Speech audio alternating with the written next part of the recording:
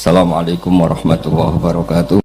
Dulu ketika sahabat punya imam yang lama sekali kalau sholat, sehingga si sahabat yang satu yang petani ini mufarokoh itu memisahkan diri, kemudian imamnya diselip. Itu boleh memang dalam fikih. Kamu niat mufarokoh dulu. Mufarokoh itu niat bahwa kamu memutus hubungan dengan imam, kemudian meneruskan sholat sendiri. Sehingga cerita dua orang ini berdebat, Mu'ad sama Ar-Ra'i yang penggembala ini. Kamu munafik, sholat kok meninggalkan imam. Terus yang satu bilang, kamu keterlaluan, sholatnya lama sekali. Sehingga cerita dua orang ini lapor ke Rasulullah SAW. Uniknya Nabi itu benarkan yang petani tadi. Kamu Mu'ad jadi masalah. Agama ini tidak boleh jadi problem. Kalau kamu ngimami orang, jangan lama-lama. Di situ ada ibu-ibu yang ditunggui anaknya yang sedang menyusu, banyak petani yang nunggu macam-macam. Kayak pegawai POM ya ditunggu shift temannya, pegawai Indomaret juga gitu, apalagi Grab mungkin ditunggu penumpangnya macam-macam. Sehingga kebaikannya teman-teman yang kerja serabutan begini juga bergantung kebaikan imam tadi. Kalau sholat itu tidak boleh lama-lama, apalagi wiridan, sholatnya aja nggak boleh lama-lama, apalagi wiridannya. Nah, kadang-kadang orang ngira kebaikan itu nggak ada sempritnya, ada juga. Sholat tuh ya disemprit sama Nabi, kalau terlalu lama juga disalahkan, karena nanti agama ini menjadi apa? Menjadi problematika. Nah, termasuk kebaikan kita ketika membolehkan ya, atau mentoleransi atau mendukung pekerjaan mulai Grab dan lain-lain adalah agama ini rahmatan lil alamin. Dulu ada seorang sahabat tanya, ya Rasulullah, boleh nggak kita ngegeng di perapatan gitu? Kata Nabi, ya jangan kalau bisa, tapi kita harus natahaddasannya, itu tempat kita jagungan di perapatan, di tempat-tempat umum lagi, di halte, terus kata Nabi, nggak apa-apa, tapi fa'atut thoriq haqqaha, kamu harus memberikan hak jalan itu. Apa hak jalan itu? Satu, kamu amar ma'ruf, kalau bisa ya nahi mungkar, kemudian bikin suasana orang lainnya menjadi aman. Nah, ini yang catatan. Kalau hitung saja, yang ikut Grab itu berapa ribu? Nah, ini tuh energi besar. Kalau di atas 100 ribu, hitung ya teman-teman di Grab, 100 ribu ini kalau soleh semua, atau setengah soleh lah, kalau soleh banget keberatan deh, soleh setengah soleh, itu tuh ada, ini sudah saya pikir, ada kebaikan yang menyebar di seluruh Nusantara yang berjumlah 100 ribu. Ini luar biasa.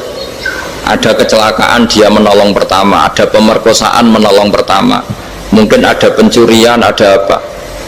Maka kata Nabi, kamu kalau harus di jalan itu kamu berkontribusi amar ma'ruf nahi mungkar. Saya sering ke Jogja karena saya mulai 98 di Jogja, ya sering di terminal malam-malam. Saya ketika kecil itu sering diceritain, orang nggak berani ke terminal ini banyak preman, nggak boleh ke terminal ini karena banyak preman. Ya mulai dari Sumatera, Jawa, hampir seluruh Indonesia. Kalau jam sekian sampai sekian sudah nggak berani karena banyak apa? Preman. Itu uniknya, preman-preman itu selain dulu ditangani tentara dan polisi, itu urusan negara ya kali itu, dan kita ngapresiasi. Itu hilangnya yang permanen itu bukan saja ditangani ABRI dan polisi, TNI dan polisi, tapi ditangani kultur. Banyak mulai orang soleh, santri dagangan di situ, ada ojek mangkal di situ, supir taksi mangkal di situ. Terus di sini orang-orang soleh yang menghalau ketika ada perempuan digoda atau perempuan dicopet atau apa. Terus lama-lama jadi kultur bahwa kebaikan ini dominan. Setelah kebaikan dominan, ini otomatis menyingkir sedikit demi sedikit. Jadi selain negara ini harus melakukan sesuatu yang seharusnya, yaitu menjaga masyarakat dari kriminalitas, sebetulnya yang paling awet dan paling mudah dilakukan itu tadi, kebaikan harus menjadi kultur bersama. Sehingga kalau terminal kemudian ada mbak-mbak jilbaban yang dagang, terus pak-paknya soleh, ada musola yang hidup, ojeknya juga gitu, terus supir taksinya, lalu kebaikan ini menjadi nilai bersama.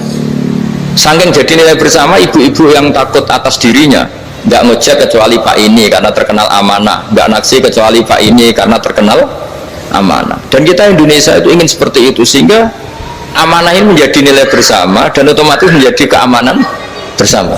Corong Jawa itu tego nitipno anake karena dijamin aman, tego nitipkan istrinya juga karena dijamin aman.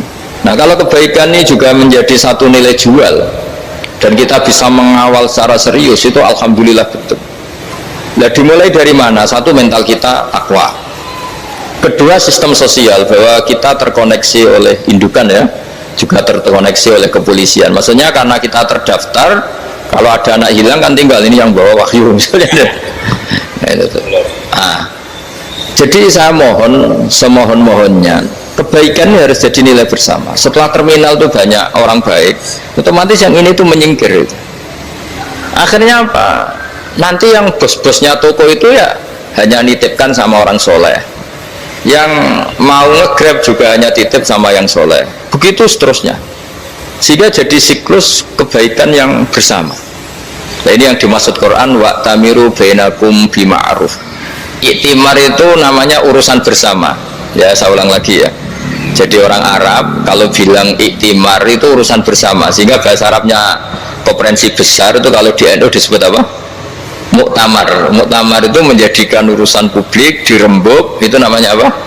Muktamar. Nah di antara kebaikan yang diinginkan Islam itu wa tamiru bainakum bima'ruf. Urusan kebaikan ini menjadi urusan apa? Bersama. Ya saya contoh itu kecil saya itu mesti dikandani sama orang-orang tua, jangan di terminal ini sampai jam ini, jangan di perapatan ini ketika sudah jam begini. Tapi barokahnya orang soleh bertebaran di mana-mana itu. Yang tukang grab ya di mana-mana, yang penjaga toko ya banyak yang soleh, yang ngojek, yang macam. Sehingga di terminal itu nyari tempat sholat ya gampang, cari tempat duduk ya gampang, nyari orang amanah ya gampang. Bahkan lama-lama yang nggak amanah ini nggak laku. Dan ini yang kita inginkan. Dan ketika nggak laku, akhirnya dia kalau ingin laku harus amanah, atau ingin laku harus tobat. Nah agama ini urusan bersama, sehingga Allah mengistilahkan wa tamiru bainakum bima'ruf. Jadikan kebaikan ini urusan bersama.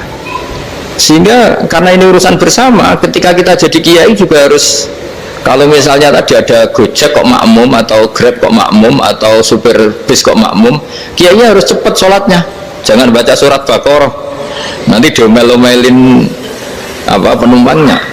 Begitu juga ibu-ibu menyempatkan jamaah, waktunya tidak lama, di rumah sudah ditunggu anaknya yang masih menyusu.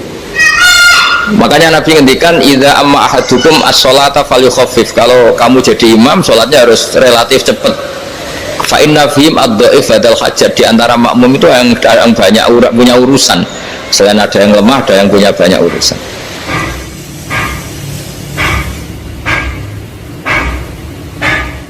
Nah, terus ketiga, masalah kekayaan hati. Kekayaan hati ini penting sekali, karena rata-rata teman di Grab itu kan miskin lah. Tapi jangan miskin sampai miskin hati itu.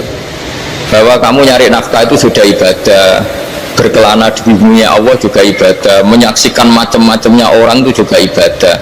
Bahkan menambah khazanah ilmu. Di antara warisan ilmu yang kita dapatkan dari Rasulullah SAW, misalnya kamu jalan-jalan, punya kaki dua, punya tangan dua. Gara-gara jalan-jalan sering ngerti orang yang buntung.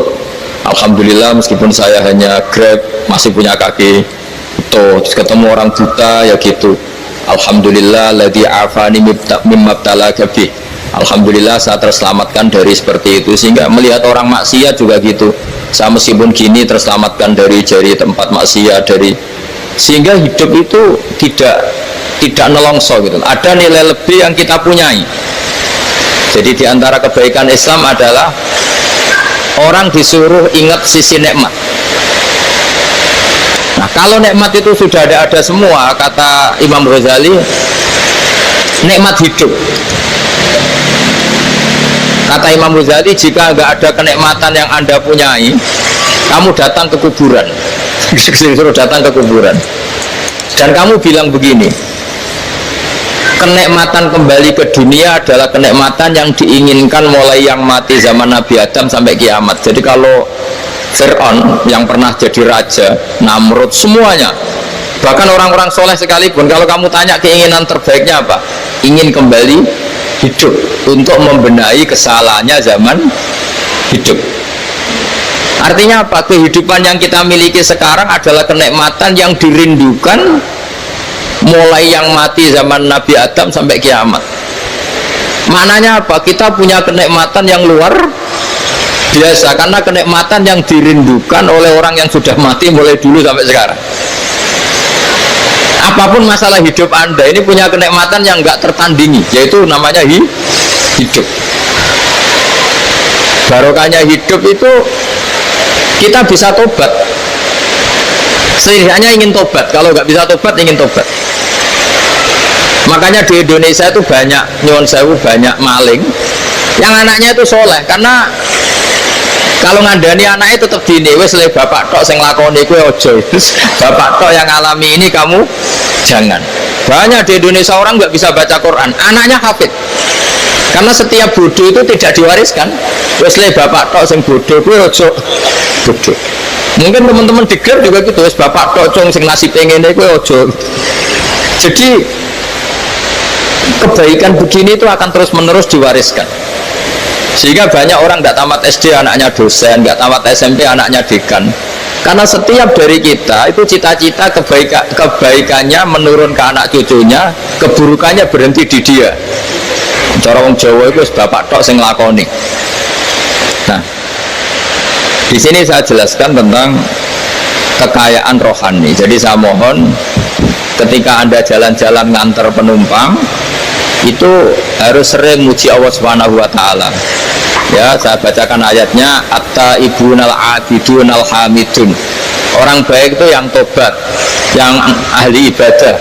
Di antara definisinya itu as-saihun, yang sering jalan-jalan. Siaka itu jalan-jalan. Jadi orang paling bejo sak dunia itu sampai harus jalan-jalan ibadah dapat uang. Tapi syaratnya ibadah. Sekali tidak ibadah dapatnya masalah kan? Sering gonjekkan orang cantik terus ingat istrinya tidak cantik. Sering gonjekkan orang yang sopan, yang santun terus ingat andekan ini istri saya di rumah rewel gitu.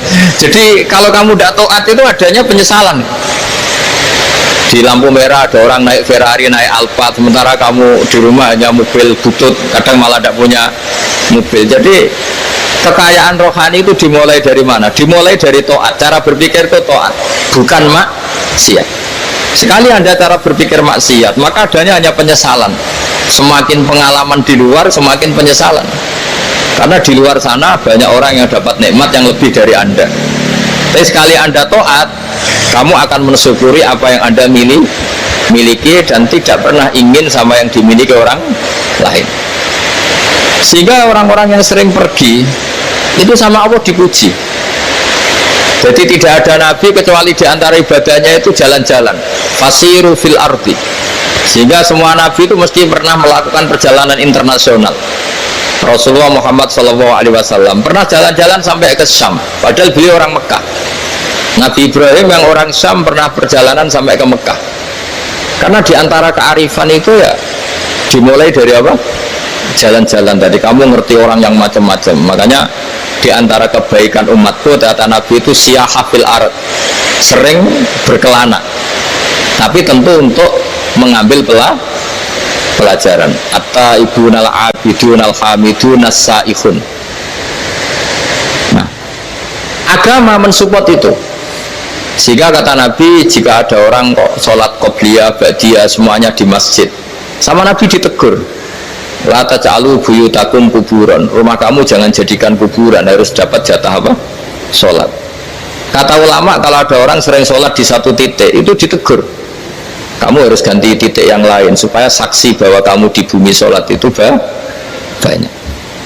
Jadi kita ya punya nilai positif juga tentang apa? Karena kita sering siyahah, kalau bahasa Arabnya itu sering keluyuran, saksi kita kebaikan juga banyak. Tapi pesan saya paling pokok tadi ya, jadikan komunitas kebaikan itu punya nilai jual. Syukur-syukur fid dunya hasanah wa fil akhirati hasanah. Ya kita bersyukurlah di Indonesia itu. Saya masih ingat kecil saya itu ya sekitar saya umur 15-14 tahun. Setiap mau pergi itu pesannya orang-orang yang sering pergi itu jangan masuk terminal jam ini, di perapatan ini, karena yang namanya preman itu dulu dominan. Sekarang sampai jam 2 ada orang pakai jilbab, kadang orang pakai peci, yang nggak pakai peci pun ke musola sholat terus. Yes, pokoknya kebaikan itu jadi komunitas dan jadi nilai jual. Bahkan tadi misalnya ibu-ibu yang pergi malam itu kan mesti ada orang-orang yang jadi langganannya karena terkenal apa? Amanah. Yang dititipi anak juga pilih orang yang terkenal apa? Amanah. Nah, nilai amanah ini harus kita jaga terus supaya kamu ya bisa bekerja, orang lain juga nyaman karena amanah tadi. Allah juga senang karena amanah itu perintahnya Allah Subhanahu wa ta'ala. Dan Indonesia harus menuju ke sana. Pemimpin juga harus gitu. Pemimpin bawaannya amanah, bawaannya apa, yang memilih dia juga senang karena nggak malu lah. Tapi kalau kita milih ternyata kita pilih tahu-tahu ditangkap KPK kan ya malu gitu. Dulu kita kampanye mati-matian ternyata dia ditangkap KPK. Tapi kalau dia amanah kan dia senang.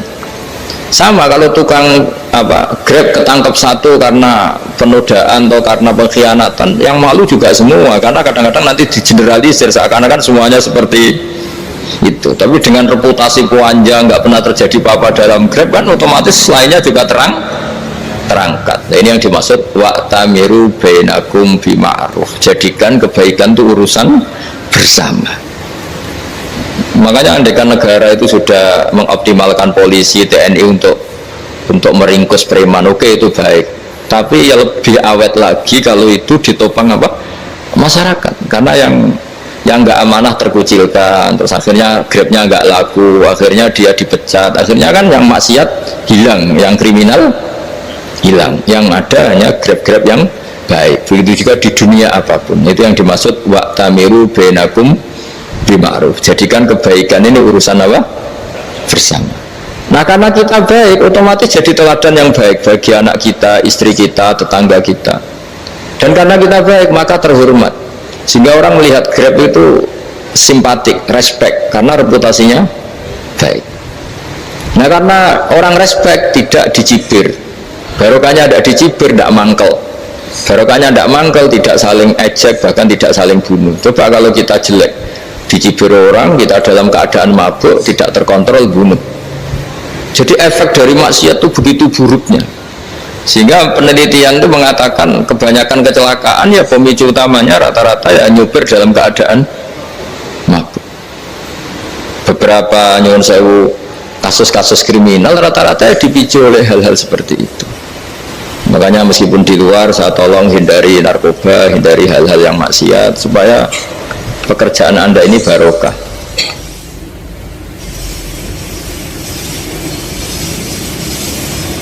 Kemudian yang terakhir saya beri ijazah tentang Al-Fatihah ya, karena ini surat yang populer.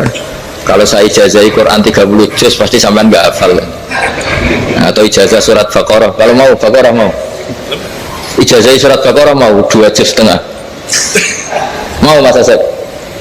Ya Fatihah aja yang gampang ya. Nah, ya dulu Fatihah ini paket ringan ini. Tapi pahalanya apa? Besar. Ini beda ya, artinya selama ini mungkin Anda baca tapi monoton ya. Tapi ini saya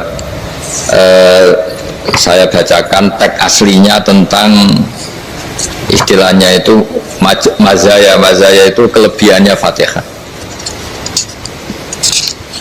Saya baca Arabnya dulu, nanti ini terakhir ya, ijazah tadi kan saran-saran umum tentang sosial ya, pokoknya jadikan kebaikan itu punya nilai sosial yang baik lah.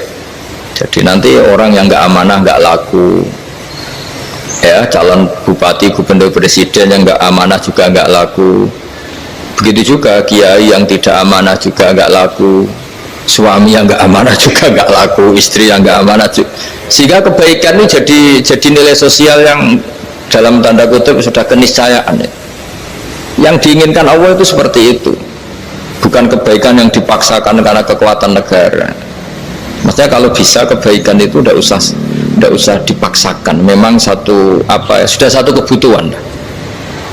Tak cerita-cerita di negara maju itu, bahkan apapun jatuh itu nggak ada yang ngambil apa itu. Makanya gambarannya Mekah Medina kan gitu kan, barang jatuh nggak ada yang berani apa ngambil, itu saking sudah jadi sistem. Sehingga banyak negara di Eropa itu yang sampai nggak punya tentara, nggak punya polisi karena kebaikan sudah. Nah kita kan masih capek, polisinya aja capek, apalagi masyarakatnya, karena ya apa ya, kebaikan itu belum jadi nilai apa bersama. Nah, kita selain ditopang negara, ada polisi, ada tentara, itu kita usahakan kebaikan itu jadi nilai apa bersama. Ya, tadi wa tamiru bainakum bima'ruf. Dan kita punya reputasi yang bagus dalam bab ini. Saya masih ingat kecil saya itu yang jilbaban hanya keluarga kiai. Sekarang rata-rata masyarakat itu jilbaban. Dulu yang sekolah SMP, SMA itu jilbaban kadang dulu malah dilarang ya, harus sama seperti itu seragamnya. Sekarang sudah boleh dan nyaman. Lama-lama yang dapat simpati ya yang pakai pakaian model tertutup seperti itu. Lama-lama gamane cara wong golek mantu ya golek yang seperti itu daripada yang blodor. Lama-lama jadi nilai bersama. Ya ingin saya seperti itulah. Di terminal juga sama. Orang mau makan cari warung yang kelihatan ada ayat kursinya, pakai jilbab, atau paling tidak dia nggak mungkin lah nyuguhkan yang tiren atau yang haram. Akan ada garansi sosial. Ada apa ya? Ada garansi apa? Sosial. Dengan penampilan yang soleh itu kan, masa iya nyuguhkan oplosan babi gitu misalnya itu. Jadi nilai sosial itu harus ya tadi harus benar-benar jadi nilai, sehingga negara biar gak capek-capek. Polisi juga gak capek kan, karena tugasnya corong Jawa mau ngawat-ngawati tok, tapi tidak perlu tegang karena kebaikan bisa jadi nilai apa bersama. Ingat-ingat ya ayatnya tadi, wa tamiru bainakum bima'ruf. Jadi kebaikan harus jadi nilai bersama. Iktimar itu menjadi urusan bersama. Makanya kalau kita rapat besar disebut apa? Muktamar. Muktamar itu urusan bersama. Ya tadi, imamnya sholat juga menopang Gojek karena nggak lama-lama nopang Grab, nopang Kernet, nopang penjaga Indomaret, penjaga bensin, pom bensin. Ya dia hanya punya waktu 5 menit terus imamnya baca Baqarah kan. Iya imamnya mursyid, mungkin dia tambah lama tambah dapat aplaus dari muhibbinnya, tapi makmumnya dia tambah lama tambah dapat penghormatan dari pecintanya, tapi kitanya wah khusyuk wali kan, dia dapat status naik lah. Kita yang sudah tidak ikut jadi wali diganggu apa pekerjaannya. Kalau ada imam seperti itu sampai mufaroqah saja, niat ya Allah sampai sini saja saya makmum orang itu, silakan orang itu punya urusan sendiri dengan jenengan, ya sudah atau salib saja apa? Ya, itu boleh. Kalau dalam fikih namanya apa? Mufaroqah. Mufaroqah itu niat, tapi kamu jangan langsung selonong mufaroqah, niat dulu pamit sama Allah bahwa sekarang mau mufaroqah. Ya, tapi ya jadi sholat yang aneh kan, imamnya masih rukuk, kamu terus sujud, terus apa-apa selesai ya. Mungkin dalam pandangan itu orang lain ini maksudnya makmum gimana ini kok begini. Tapi sudahlah Allah Maha tahu. Insya Allah dimaklumi. Ya saya baca tentang Fatihah ya, karena sampean pasti sering baca Fatihah. Supaya apa sekaligus jadi jimat lah gitu. Jadi kalau kamu sering di jalan-jalan yang mungkin sepi, atau mungkin kan tidak semua teman Grab itu nasibnya bagus yang di Semarang Jogja, mungkin yang di Kalimantan di Papua kan ada yang 10 kilo gak ketemu rumah ya kan, yang lihat di TV-TV itu kan kasihan kan, sudah 10 kilo gak ketemu rumah, penumpangnya kewekar preman tuh kan, ini makan orang enggak kan, udah kan ujiannya dua. Kalau penumpangnya cantik dia kecoba syahwat, kalau preman takut, jadi orang itu selalu ujian itu. Sing sedingan itu kan jarang orang itu. Jadi kalau penumpangnya perempuan cantik ujiannya itu syahwat, kalau preman ujiannya ketakutan. Kalau orang yang lemah bawa uang ujiannya kamu ingin garong. Jadi hidup itu memang semuanya ujian. Liyabluwakum ayyukum ahsanu amala. Makanya saya sering ditanya oleh teman-teman, Gus, nah ujiannya kenal wong wedok elek piye? Sama, kenal wong ayu ujiannya syahwat, kenal wong elek ujiannya ngenyek, itu sama-sama dosa. Syahwat ya dosa, ngenyek juga dosa. Elek keriting untuk metu ya dosa, ngomong gitu. Kadang-kadang orang berpikir enak kancanan wong elek gak dosa. Kata siapa kancanan wong elek itu ya dosa, karena bawaannya ngenyek. Ngenyek itu menyepelekan itu. Makanya saya itu ya gak mau berteman sampean. Nanti kan bawaannya ngenyek atau seneng ya tidak tahu. Ya sudah ada takdir saja, kalau ketemu ya tak ulang ngaji gitu. Tapi ini ngaji terakhir, setelah ini ngaji biasa aja, tidak usah resmi gini. Ngaji kok resmi aneh. Pokoknya nanti suatu saat kalau pandemi sudah berlalu saya akan ngaji Rebona, ini ngaji. Ini ngaji yang kurang bagus karena ngatur kiai kurang berkah ini. Nanti tapi ya lumayan lah masih mau ngaji. Ngaji kok tanggal ini jam ini. Sekarang suatu saat kamu tak panggil, Mas Wahyu datang ke sini jam ini, tidak mesti bisa. Mungkin pas ada acara apa, oh, maaf kesini pas ngecek pas apa. Jadi ya sudah, tapi tak maafkan, enggak apa-apa. Takdir ya. Tak bacakan supaya sampean tahu keramatnya bismillah.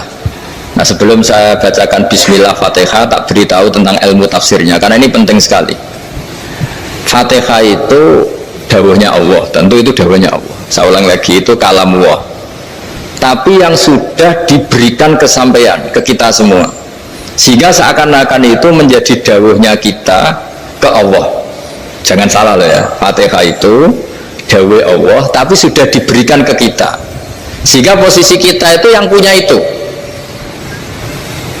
Nah, kenapa ini perlu dijelaskan? Karena nanti ada kalimat iyyaka na'budu wa iyyaka nasta'in. Kalau itu masih kalam Allah, berarti Allah ngomong ke kamu, ngendikan ke kamu, kepadamu aku menyembah. Masa Allah menyembah kamu? Nah, sehingga ilmu tafsir itu menyelesaikan itu dulu ya. Saya ulang lagi ya, sebelum sampean sering baca Fatihah, aku yakin ya sering baca. Tapi barokahnya tidak paham itu tidak pernah janggal. Enggak paham itu ya penting supaya tidak iskal, tidak janggal. Sebetulnya di kalimat itu ada yang janggal. Kalau Fatihah itu kalimatnya Allah atau kalam Allah, bagaimana dengan kata-kata iyyaka na'budu? Masa Allah ngendikan ke kita, kepadamu kami menyembah? Masa Allah menyembah kita? Maka penyelesaiannya secara ilmu tafsir gimana? Semua ulama mengatakan, bukan satu dua, semuanya mengatakan di Fatihah itu semuanya diberi kawalan kalimat. Saya ulang lagi ya, di Fatihah itu semuanya diberi awalan kalimat qulu, katakan wahai hambaku begini ya, katakan wahai hambaku begini. Nah, begini ini pelajaran dari Allah yang sudah diberikan ke kita. Terus kita mengatakan bismillahirrahmanirrahim, alhamdulillahirabbil, termasuk kita mengatakan iyyaka na'budu wa iyyaka nasta'in. Jangan bayangkan Allah ngendikan ke kita. Kalau Allah ngendikan kita berarti gini, hei wahyu ihdinas siratal mustaqim, tunjukkan saya jalan yang benar. Nah, nanti kamu terus, ya Allah, Anda aja minta tolong saya minta tolong siapa? Kan jadi panjang kan. Ya, saya ulang lagi ya. Jadi itu di Ulumul Quran diterangkan gimana? Sebelum baca Fatihah ya, Fatihah itu kalamullah, ngendikane Allah, tapi yang sudah diajarkan ke kita dan sudah milik kita, sehingga kalimat itu menjadi milik kita. Tapi ya kalamullah, tetap kalamullah, tapi sudah menjadi milik kita. Udah paham ya? Ya pinter naon. Ya, karena kalau tanpa penjelasan seperti ini Anda akan iskal. Bagaimana Allah, iskal itu janggal, bagaimana Allah mengatakan iya karena butuh. Nah, jadi aneh kan? Ya, jadi tak jelaskan secara ilmiah ya. Jadi kata ulama-ulama tafsir, ayat-ayat Quran seperti ini sebetulnya dimulai dari qulu apa? Meskipun nggak dilafatkan. Itu kan sama dengan qul huwallahu ahad Muhammad, katakan kalau Tuhan itu satu. Ya, namanya Quran itu kan kalam Allah, membina nabinya, membina umatnya. Makanya dikatakan atau enggak, di sini tersembunyi kata qulu, katakan. Ya, jadi ya ibarat apa itu, kamu ngajari anak kamu lah, panggil jenengan bapak kulo. Itu maksudnya anak itu, kalimat itu kalimat kamu, tapi kamu ajarkan ke anak kamu. Terus anak kamu bilang, Pak jenengan bapak kulo. Nah, ketika kamu mengatakan jenengan, bukan kamu mengatakan jenengan anakku, berarti anakmu itu bapakmu, kan lucu kan. Anak kamu ajari jenengan bapak kulo, kamu engkau bapak saya. Terus anak kamu mengulang, jenengan atau kamu bapak saya. Berarti itu kalimat yang kamu ajarkan, tapi sekarang sudah milik anak kamu. Kalau itu kalimat kamu kan lucu, masa anak kamu bilang bapak. Nah, itu seperti itu. Jadi ulama memberi solusi atau jawaban iyyaka na'budu wa iya, itu sebelumnya ada kata-kata qulu, katakan wahai hambaku, hubungan kamu dengan saya adalah katakan iyyaka na'budu wa iyyaka nasta'in. Terus hubungan kamu dengan saya katakan juga dalam doamu ihdinas siratal mustaqim. Jelas ya, jadi itu kalam Allah yang sudah milik kita karena diajarkan Allah untuk kita. Dong ya? Ya sudah dong ya, gak jelas ya. Tapi bagus, nggak jelas itu bagus. Kalau kamu jelas nggak jadi dikrep, jadi gubernur. Min azimi fadliha kasratu asma'iha wa fadlil ukhra. Ini cerita dramatisnya surat Al-Fatihah. Qala Abu Hurairah radhiyallahu anhu inna iblisa ranna khina unzilat Al-Fatihah. Jadi iblis itu begitu kesakitan. Ini kitab Abwaabul Farad karangannya Syekh Muhammad Alawi, juga kutipan dari beberapa kitab. Yang jelas beliau sendiri juga ngutip dari beberapa riwayat di beberapa hadis. Halaman 1, 2, 3. Ketika Fatihah turun itu iblis kesakitan. Kayak orang sakit gigi lah, tersiksa sisanya karena turunnya surat apa? Al-Fatihah. Artinya kalau Anda baca Fatihah dijiwai, maka Anda melemahkan setan, melemahkan iblis. Wa qala Mujahid khina unzilat Fatihatul kitab ranna fastama indahu asyayatin. Jadi ketika Fatihah itu turun, iblis itu terkapar lah kira-kira, sampai dijenguk banyak setan. Jadi kemana di ICU lah kira-kira gitu kalau sekarang itu, entah COVID entah enggak tahu, pokoknya di ICU sampai dijenguk banyak setan. Enggak tahu bawa apa enggak tahu, pokoknya dijenguk banyak setan. Ono yang nyangoni karena ini apa? Ketuanya apa? Pingsan, sakit. Jadi iblis itu sakit sampai dijenguk anak buahnya setan-setan. Ya, semoga kalian semua tidak kenal setan. Kalau kenal berarti teman, teman. Wa qalu misla dzalik wa qala lahum laisa mimma taquluna syai'un walakin unzilat suratun laisa ajruqa ilya illa an harramallahu alaihi nar jahannam. Saya ini bukan sakit fisik, kata iblis. Kamu tidak usah jenguk saya, datangkan dokter terbaik, tidak usah. Saya ini tidak sakit fisik. Saya ini sakit karena ada surat yang diturunkan, yang pahala yang melafatkan surat itu pasti selamat dari neraka. Padahal misi terbesar saya ini supaya manusia masuk neraka. Sekarang punya tamengnya. Mulai pusing kan? Ya seperti orang lah, goda sampean ternyata sampean setia, itu kan pusing. Nah ternyata tidak setia, itu yang akhirnya ribet kan itu. Jadi iblis itu cita-cita terbesarnya kan semua orang itu masuk neraka. Nah sekarang turun satu surat yang gara-gara surat itu siapapun yang baca dijamin selamat dari neraka. Jadi walakin unzilat suratun laisa ajru qailiha illa an harramallahu alaihi nar jahannam. Karena jadi dia shock lah, jadi kalau orang di Jawa itu bilang shock. Aduh sial nasib saya ini umat nggak bisa saya goda lagi karena punya tamengnya tadi punya. Qad batala kaidukum wa makrukum. Rekayasa kalian sekarang itu tidak ada gunanya semua. Nah, ini alhamdulillah di Indonesia kelihatan kan banyak yang miskin, banyak yang susah. Tapi selagi mereka masih sholat, itu keinginan mencari halal itu masih tinggi. Kayak apa kita di tengah kota, jauh dari anak istri, jauh dari tetangga. Biasanya kalau orang jauh dari anak istri, tetangga kan sakar PDW. Tapi yang soleh masih banyak, sudah jauh dari keluarga tetap lurus. Loh, kalau yang dekat lurus kan wajar, konangan wong akeh kan. Ini sudah jauh masih lurus. Nah ini nggak lepas dari barokahnya surat apa? Surat Fatihah tadi. Jadi karena ada surat yang menjamin pelafalnya atau qailiha terbebas dari api neraka. Wa qalat as-sayatinu lahu is ayu syai'in ta'muruna ya maulana. Faqala lahum idhabu wajtahidu hatta tukhfilu qulubahum hatta la yaqulu hadhihi surah. Lalu kita gimana, jari para setan itu? Lalu kita gimana? Terus kata iblis, sudah bikin mereka lupa sehingga tidak baca lagi. Selagi masih baca kita pasti keok. Jadi kalau zaman sudah jarang baca Fatihah itu berarti sudah bagian dari kemenangan apa? Iblis. Jadi kalau zaman sudah jarang baca Fatihah itu berarti bagian dari kekalahan Anda, kemenangan iblis. Masih sering baca? Alhamdulillah. Berapa kali? Pertama kali sholat. Dan sama lagi? Ya, kalau ngajarin itu juga saya juga kok 5 kali tok itu? Berarti pas sholat fardu tok itu? Enggak 5 kali itu, mendingan itu 17. Kamu itu ngitungnya jangan 5 ini. 5 waktu saja. 5 waktu itu berarti lumayan berapa? 17 ya? Ya. 17 ya? Ya. 17, tapi kalau makmum tuh sering separuh kan, apalagi makmum terawih. Ya kan? Makmum terawih itu bacanya Fatihah ada yang sempurna enggak ya? Ya enggak lah. Baru alhamdulillah rabbil alamin mampu ikut rukuk itu makmum kan. Yang terawih teman. Kalau terawih jarang sempurna ya. Fatihahnya itu. Kan imam Sudah ruko. Kamu bacanya Fatihah sampai mana tuh? Baru setengah ya. Ya paling pas terawih aja kan enggak sempurna ya. Apalagi kalau imamnya sengkilat tuh, waduh malah. Nah, ketika Fatihah itu sebegitu keramatnya, sebegitu topnya, itu setan rapat, singkat cerita itu yang tadi dipimpin oleh iblis yang sedang terkapar apa?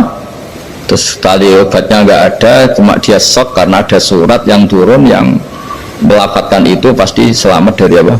Neraka. Nah ini gimana saran Anda? Terus sarannya adalah bikin orang-orang itu lupa nggak baca Fatihah. Nah ini rapatnya iblis. Idzabu wajtaitu hatta tufilu qulubahum hatta la yaqulu hadhihi surah kala yuksiru qira'ataha wa la yakunu lahum ajrun wa thawabun bal yakunu lahum adzabun wa iqabun.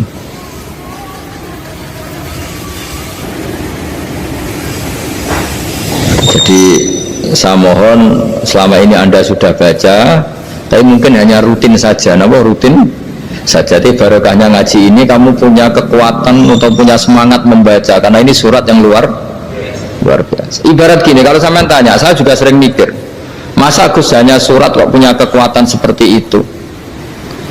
Di dunia ini kata Allah, mulai Nabi Adam sampai kiamat, nggak ada yang bisa menandingi kekuatan kalimah. Kalimah itu kata-kata, nggak ada yang bisa menandingi kata-kata. Misalnya Anda nge-grab berangkat istri cuek, berangkat cuek, itu beda dengan ketika meskipun satu kalimat, wes Pak, muga-muga dilindungi pangeran, mungkin jenengan selamat, itu menjadi teduh dan semangatnya luar biasa karena kayak mendapat support. Jadi kira-kira kalimat itu hubungannya kita dengan Allah, Fatihah itu seperti itu. Kamu melafadzkan satu kata-kata yang dibenarkan langit bumi, dibenarkan aras, dibenarkan malaikat, dibenarkan semua penghuni di dunia ini, sehingga itu efeknya luar biasa. Itu seperti gini ya, kamu cerai sama istri, terus nikah lagi katut babon, 10 tahun anak kamu dididik, ibunya benci kamu, dan memang Anda layak dibenci, dididik,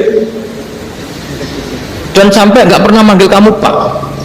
Suatu saat kamu tentu rindu kan, ingin dipanggil bapak oleh anak kamu.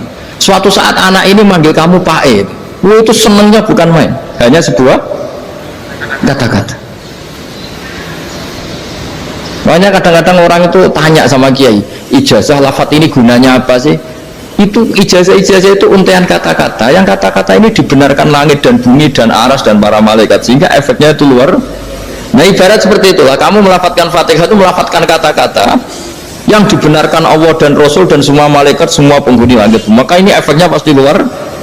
Nah di sini lah orang-orang dulu itu tahu keramatnya itu, sehingga ketika melawan Belanda, melawan Jepang dulu itu kalimat-kalimat itu menjadi mantra yang luar biasa. Doa yang luar biasa. Tapi di era modern karena orang sudah tidak ngerti itu, dianggap itu mantra, jimat, khurafat, bid'ah, waduh ribet meneh malah. Sebetulnya tidak seperti itu. Memang kata-kata ini kekuatannya luar biasa. Sama kesakitan hati kamu juga karena itu. Ngojek wangilan, Pak di bojo kok kowe gagah tok kere, wah itu seling terus. Padahal kalimat itu kan tidak melukai secara fisik, tapi apa kerjanya sesuk rasa-rasa. Karena terus dengan pengadilan seperti itu kan, ngapain kerja demi perempuan yang seperti ini? Lagi-lagi kata-kata ini luar. Nah bayangkan kalau kata-kata itu adalah kalimat yang diajarkan Allah lewat Rasulnya, lewat malaikat Jibril, kayak apa kekuatannya itu? Nah kira-kira Fatihah itu gitu, kalimat yang baik, kalimatan thayyibah diajarkan oleh Allah dan Rasul, kayak apa kira-kira kekuatannya? Pasti luar biasa. Wong support yang dikatakan istri kita, anak kita aja luar biasa, apalagi ini support yang diajarkan Allah dan Rasul. Ya makanya saya mohon kalau baca Fatihah, baca kalimat-kalimat thayyibah ketika sholat itu dijiwai. Ya misalnya Rabbana lakal hamdu mil'us samawati wa mil'ul ardi wa mil'u ma syi'ta min syai'in. Engkau zat yang layak dipuji, dan pujian ini memenuhi langit dan bumi. Karena kita tahu nggak ada sejengkal di alam raya ini kecuali di situ ada rahmat Allah. Misalnya kamu bisa lewat sampai rumah saya, kamu mungkin anggap biasa saja. Coba kalau ngalami likuifaksi, tahu-tahu bumi ini ambles, bisa melewati yang likuifaksi itu luar. Tanyakan orang pernah ngalami likuifaksi di Sulawesi, itu melihat bumi bisa diinjak gak ambles itu, wah luar. Zaman gak ngalami itu sehingga lewat bumi ya biasa aja. Coba kalau ngalami seperti tidur, ya biasa aja. Coba kalau ada gempa, bahwa bumi tenang ini sudah nikmat yang luar biasa. Masa kamu ngakui nikmat nunggu digituin? Ya kan? Nah, makanya baca Fatihah dijiwai lah bahwa ini kalimat yang luar biasa. Nah, saya teruskan ya. Warwa Muslimun fi sahihihi an Ibnu Abbas radhiyallahu anhuma annahu qala bainama Jibril alaihi salam qaidun dan Nabi sami anaqidan min fawqih farafa ra'sahu faqala hadza babun nas-sama futihal yawma lam yuftaqadu ilal yawm fanazala minhu malakun faqala hadza malakun nazala ilal ardi walam yanzil qattu illal yauma fasallim wa qala abshir binuraini qad uti tahuma lam yu'tahuma nabiyyun qablak fatihatul kitab wa khawatimu suratil baqarah. Jadi suatu saat Jibril ini jagongan kira-kira gitu sama Rasulullah, tahu-tahu langit itu gemuruh. Langit gemuruh kata Jibril, terus semuanya ngangkat kepala ke langit. Ini pintu langit baru ini dibuka, yang sebelumnya tidak pernah dibuka seperti ini. Turunlah malaikat, yang malaikat ini pun malaikat spesial, yang nggak malaikat murahan lah kira-kira gitu, yang nggak pernah turun ke bumi kecuali juga saat itu, dengan penyambutan yang luar biasa, dengan semuanya tidak pernah terjadi, hanya karena bahas surat Fatihah. Jadi ini surat yang luar biasa, pengawalannya lewat malaikat yang spesial, nggak pernah turun di bumi kecuali saat itu, penyambutannya juga nggak pernah seperti itu, baru seperti itu. Jadi semuanya itu spesial. Nah, kenapa ini spesial? Karena di situ ada isi puja-puji kepada Allah Subhanahu wa Ta'ala. Ada ikrar kita, alhamdulillah rabbil alamin ar-rahmanir rahim. Ikrar ini penting. Kalau contoh paling gampang gitulah, kamu punya istri selama ini cerewet, terus suatu saat ngomong, Pak, tak angen-angen rawono wong lanang kayak sampeyan. Itu langsung tidak ada lelaki sebaik engkau. Itu sama senengnya, masya Allah, karena ada ikrar dari seorang istri ke kamu. Nah, bayangkan kalau ikrar kita sebagai hamba diakui oleh Allah Subhanahu, maka ikrar ini akan dicatat sebagai kebaikan kita yang kita pandang nanti di akhirat, karena ada ikrar.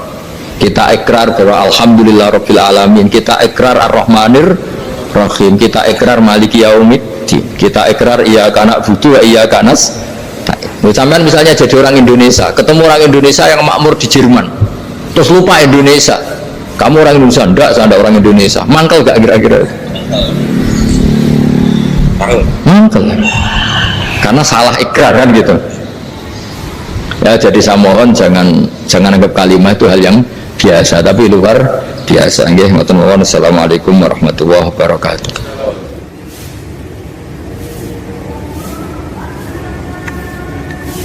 Saya berkali-kali kampanye di mana-mana lah, kampanye dan menganjurkan.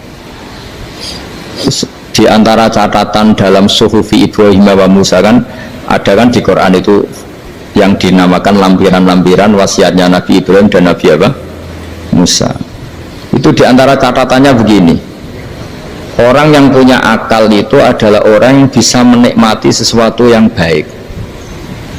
Misalnya gini, contoh gampang gini.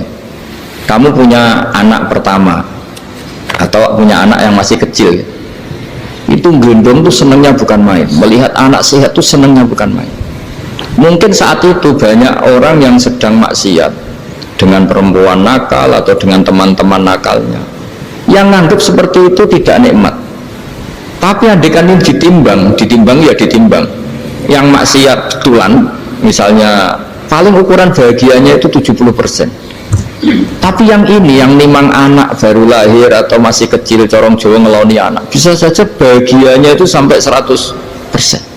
Artinya selama ini kesalahan kita adalah nganggap maksiat itu pasti menyenangkan dan taat itu tidak menyenangkan. Makanya saya berkali-kali fatwa, untuk melawan kenikmatan maksiat, orang harus terbiasa menikmati taat, menikmati kebaikan. Jangan kira kita nimang istri nikmat, nimang anak nikmat, ketemu teman yang lama tidak ketemu juga nikmat. Artinya kita akan melewati berjam-jam untuk jagungan sama teman, sama anak, sama istri.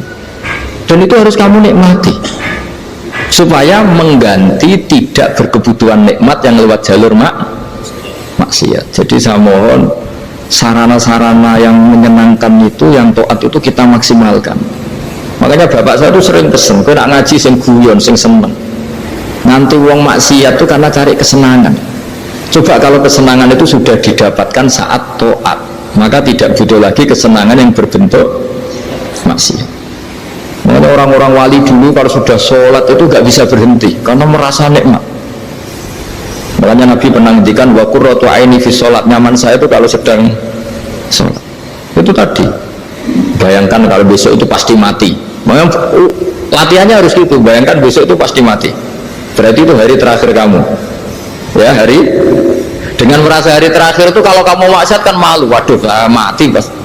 Makanya sholli sholata muwaddiin, kamu sholat seakan-akan itu sholat terakhir.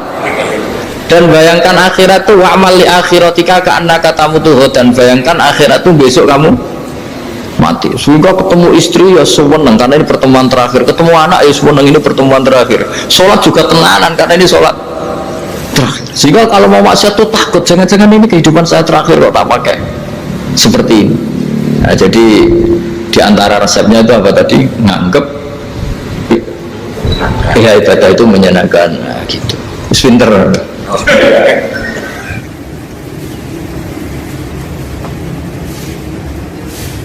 Oke, satu pertanyaan lagi, Gus. Ini ada pertanyaan dari teman-teman mitra driver Grab. Saat mengantarkan barang, tiba-tiba azan waktu sholat, ya, Gus. Lalu kita sebagai driver harus sholat dulu atau menyelesaikan orderan dulu, karena itu juga amanah kan orderannya itu. Mungkin nganter barang atau mungkin nganterin penumpang. Mengingat barang tersebut sudah ditunggu pemiliknya dan penumpang tersebut juga sudah ada janji yang lain, pemilik gitu. Nyuwun pencerahannya, Gus, gitu.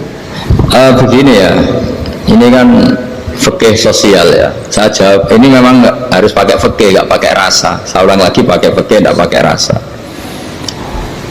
Waktu sholat itu kan banyak ya, diantaranya maghrib dan isya, duhur dan asar, terus subuh sendiri. Ya, ben zaman belajar fikih, orang belajar tasawuf ya. Nah, kalau subuh itu tidak ada toleransinya kalau waktunya sudah tinggal 10 menit karena tidak ada jamak. Ya, tidak ada apa? Jamak. Sehingga misalnya kalau kamu ngojek waktu tinggal 10 menit ya harus sholat.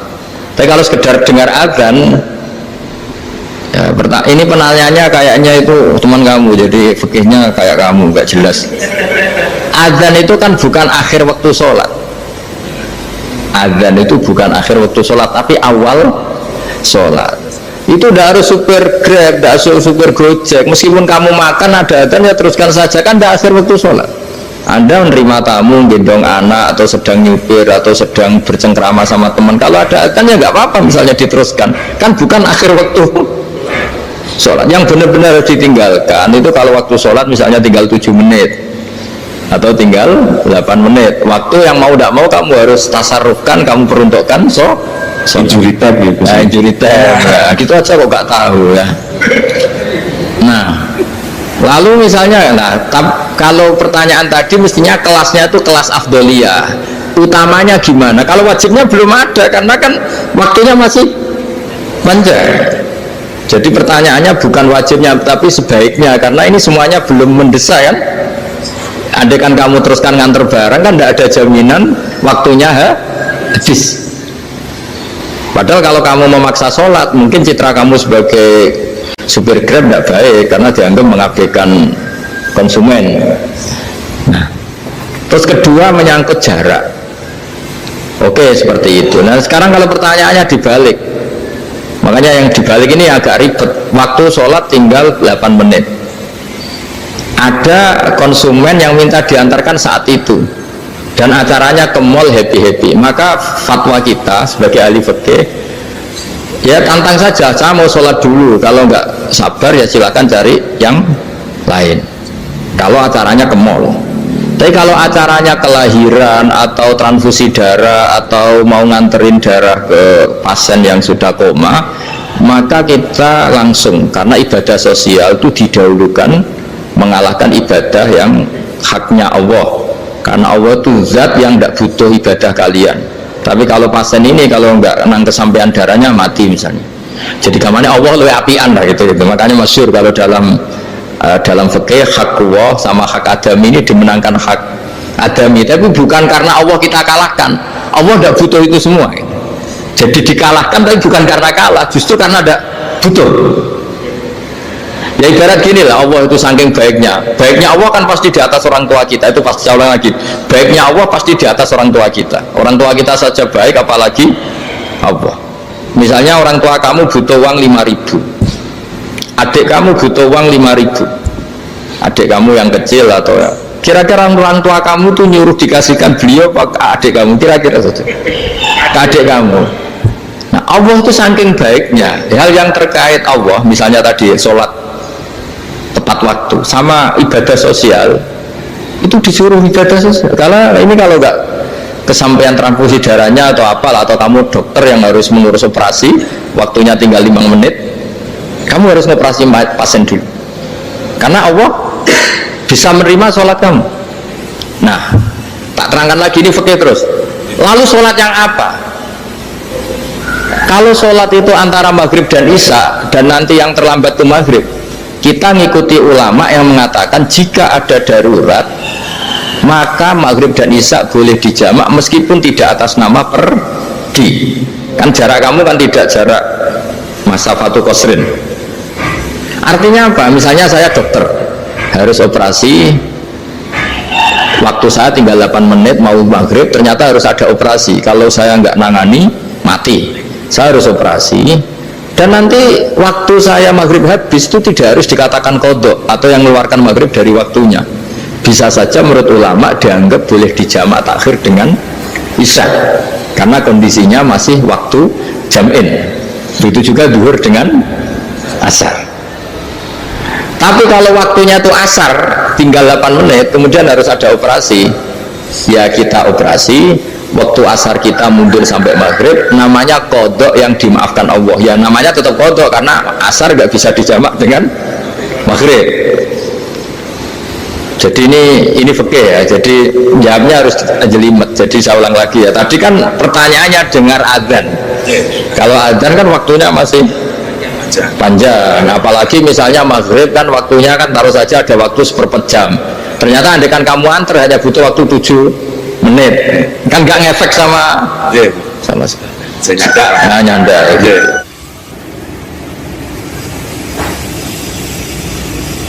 Kalau ada driver dapat orderan food, nganterin makanan, tapi makanannya non halal, itu pakai pribun. Nah, makanya itu tadi ya. Kamu tahu betul kalau itu non halal loh?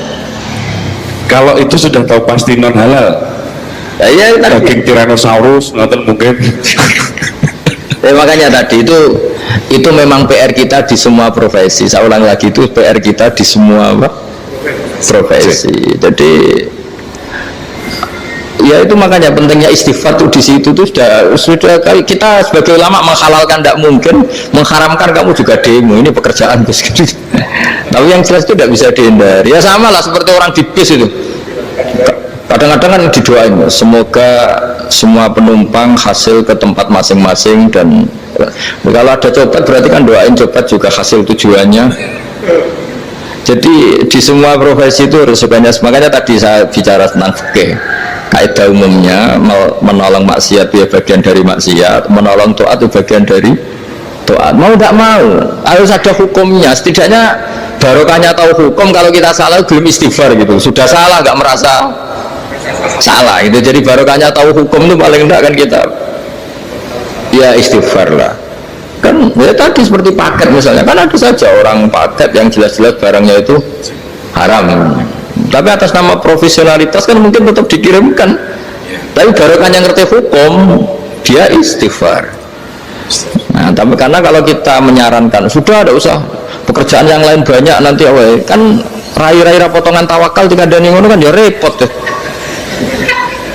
Nah kalau kita kiai guys gak apa-apa, terus pangeran suge menurut sama harusnya terus nuntut Gus, saya karena fatwa jenengan saya sekarang miskin, ini gimana pertanggung jawabannya, ya ribet kan. Tapi saya ulang lagi, itu seninya ngelola kehidupan semuanya seperti itu. Jadi makanya kita nggak pernah berhenti berdoa Rabbana dzalamna anfusana, karena dalam sisi semua hidup kita pasti ada unsur nggak benernya gitu. Ya saya ulang lagi, pokoknya kaidah umumnya itu menolong taat itu ya ikut bagian dari taat, menolong maksiat ya bagian dari maksiat. Tapi ya tadi ya kita harus istighfar kan, cuma tadi yang jelas-jelas maksiat dan kita tidak tajassus. Saya ulang lagi, tidak tajassus itu neliti wong nanti jelimet.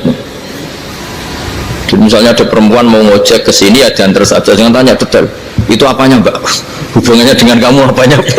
Wah ya ribet kalau dikepo.